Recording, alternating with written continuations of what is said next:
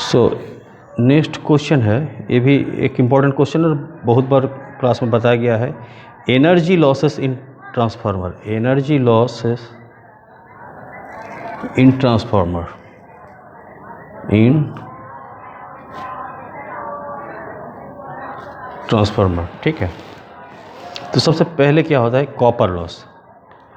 भाई ये कैसे लॉस होता है कि दुनिया भर का ट्रांसफार्मर के अंदर कॉपर वायर रहता है और उसमें हीट प्रोड्यूस होता है, तो जो हीट हमको, मेरा कोई काम का नहीं है, तो वो लॉस को हमारा बर्बाद हो जाता है। तो उसको मिनिमाइज़ क्या कर सकते हैं, कैसे कर सकते हैं? कोई भी लॉस हम लोग जीरो नहीं कर सकते, हम लोग उनको खाली मिनिमाइज़ कर सकते हैं।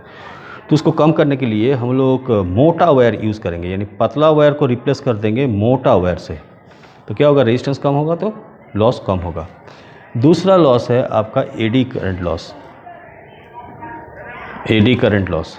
ठीक है, तो जो लैमिनेटेड बॉडी रहता है उसमें बहुत सारा एडी करंट प्रोड्यूस होता है, जो करंट हमारा कोई काम का है नहीं। तो करंट प्रोड्यूस होगा तो उसमें इलेक्ट्रिक एनर्जी लॉस होगा। तो हम लोग क्या करते हैं, एक कंटिन्यूस स्ट्रक्चर का बदले में, मान लीजिए ये कंटिन्यूस स्ट्रक्चर है, तो इसको हम लोग रिप्लेस कर देंगे। ये मान लीजिए क्यूब है, तो एडी लॉस को कम करने के लिए हम लोग क्या करेंगे, प्लेट यूज़ करेंगे, ऐसा प्लेट यूज़ करेंगे कई सारा, ताकि, और ये सारे प्लेट को लैमिनेट कर देंगे और एक कंटिन्यूस स्ट्रक्चर को रिप्लेस कर देंगे। इस तरह से कई सारा प्लेट को, अगर हमको क्यूब बनाना है तो कई सारा प्लेट को इस तरह से एक के ऊपर एक रख देंगे, और ये सारा प्लेटेड को लैमिनेट कर देने का मतलब कवर चढ़ाया हुआ है, प्लास्टिक का कवर चढ़ाया हुआ है, कोई इंसुलेटर का कवर चढ़ाया हुआ है। तो इससे क्या होगा कि हमको एक बड़ा स्ट्रक्चर भी मिल जाएगा, ये स्ट्रक्चर, और हमको एडी करंट का जो लॉस है वो भी कम हो जाएगा। तो एडी करंट लॉस हम लोग इस तरह से मिनिमाइज़ कर सकते हैं। तीसरा है हिस्टेरेसिस लॉस, हिस्टेरेसिस लॉस। इसको करने के लिए क्या करना होगा, हम लोग पढ़े हैं मैग्नेटिज्म में, हम लोग पढ़े हैं हिस्टेरेसिस।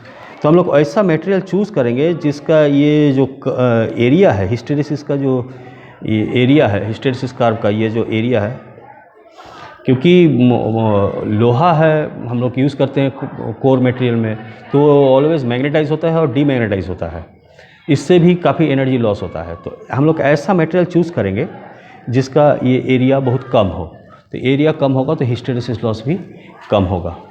ठीक है, 4 है flux leakage loss, flux leakage loss, flux leakage loss. ठीक है, फ्लक्स लीकेज लॉस को भाई हम लोग कैसे कम कर सकते हैं, तो मान लीजिए जो प्राइमरी कॉइल और सेकेंडरी कॉइल का कपलिंग है, मान लीजिए प्राइमरी कॉइल यहाँ पर है और सेकेंडरी कॉइल यहाँ पर है, तो इसका सारा फ्लक्स इसके थ्रू जाएगा नहीं, बहुत सारा फ्लक्स इधर उधर चला जाएगा, जो कि ये फ्लक्स जो है वो उसको नोटिस नहीं कर पाएगा। तो प्राइमरी कॉइल का मैक्सिमम फ्लक्स जो है सेकेंडरी कॉइल नोटिस कर पाए, इसीलिए इसका कपलिंग बहुत बढ़िया से होना चाहिए। तो प्रॉपर कपलिंग के लिए हम लोग क्या करते हैं कि एक प्राइमरी कॉइल ले लेते हैं और इसी के ऊपर सेकेंडरी कॉइल भी ले लेते हैं।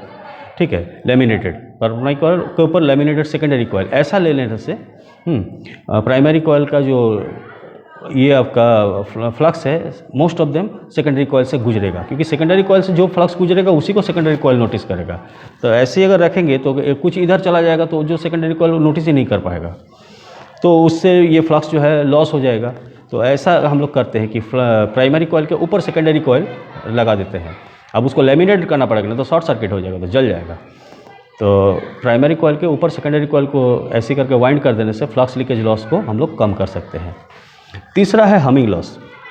हमिंग लॉस, जब यहाँ पर हीट प्रोड्यूस होता है तो करंट बढ़ते घटते रहता है, तो करंट बढ़ेगा घटेगा तो हीट का प्रोडक्शन भी बढ़ेगा घटेगा हर